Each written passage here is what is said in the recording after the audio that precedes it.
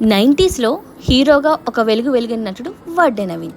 ప్రముఖ నిర్మాత వడ్డే రమేష్ వారసుడిగా ఇండస్ట్రీలోకి అడుగు పెట్టిన నవీన్ కోరుకున్న ప్రియుడు, పెళ్ళి, మనసి చూడు, చాలా బాగుంది ఇలాంటి back to back blockbuster హిట్స్తో అప్పట్లో స్టార్ హీరోలకు సైతం గట్టిగా పోటీ ఇచ్చారు. ముఖ్యంగా కోడి రామకృష్ణ గారి దర్శకత్వంలో వచ్చిన పెళ్ళి సినిమా అయితే నవీన్ కెరీర్ని పీక్స్కి తీసుకెళ్ళింది. అంతటి క్రేజ్ ఉన్న ఆయన సడన్గా ఇండస్ట్రీ నుంచి ఎందుకు మాయమైపోయారు? ఆయన మొదటి భార్య ఎవరు? నందమూరి ఫ్యామిలీతో అతనికున్న బంధం ఏంటి? ఈ వివరాలు ఇప్పుడు చూద్దాం. కెరీర్ పరంగా వడ్డే నవీన్ ఫుల్ ఫామ్లో ఉన్న సమయంలో ఆయనకు ఒక అద్భుతమైన పెళ్లి సంబంధం కుదిరింది.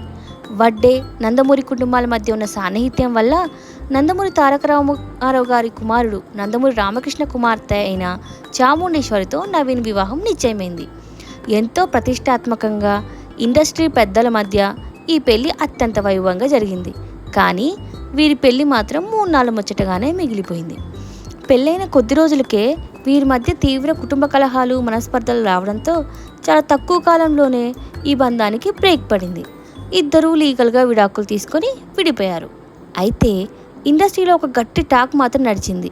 నందమూరి లాంటి పెద్ద ఫ్యామిలీ అమ్మాయితో విడాకులు కావడం వల్లే నవీన్కి ఇండస్ట్రీలో అవకాశాలు తగ్గాయని, పెద్దల ఒత్తిడి వల్లే ఆయన కెరీర్ క్లోజ్ అయిందని చాలా కామెంట్స్ వినిపించాయి. కానీ దీనిపై గతంలో నవీన్ స్పందించారు.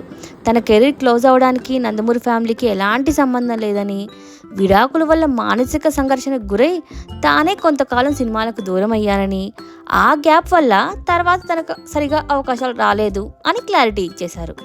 ఆ చేదు జ్ఞాపకాల నుంచి బయటపడ్డ నవీన్ ఆ తర్వాత మీనా అనే మరో అమ్మాయిని రెండో పెళ్లి చేసుకొని ప్రస్తుతం తన భార్య పిల్లలతో హాయిగా లైఫ్ లీడ్ చేస్తున్నారు.